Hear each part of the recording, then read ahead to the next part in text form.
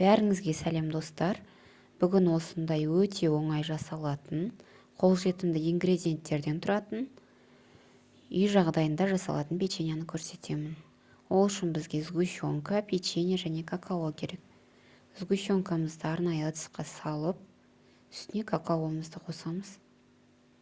Жақсылап араластырып екеуін. Шоколад тәрізді сұйықтық шығады.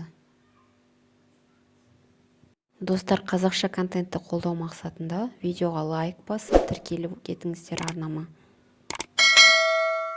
Осындай сұйықтық пайда болды.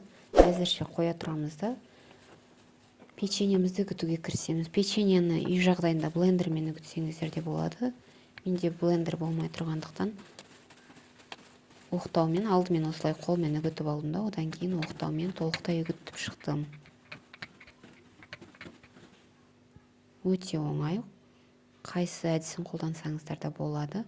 Енді үгітіп алған печеньеміздің барлығын осы массамызға қосамыз. 2-ге 3-ке бөліп қоссаңыздар болады, араластырғанға жеңіл болу үшін. Мен осылай 2-ге бөліп араластырып алдым. Менде осындай қоспа шықты.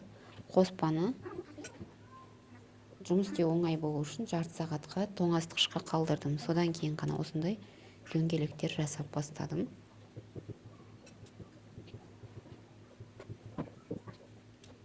Менде осы массадан шамамен 20-30-тай дөңгелек печеньелер шықты. Өте дәмді. Және де әсемдік беру үшін осылай кокос жоңқасына, кокосовый стружкаға орнатып алсаңыздар болады.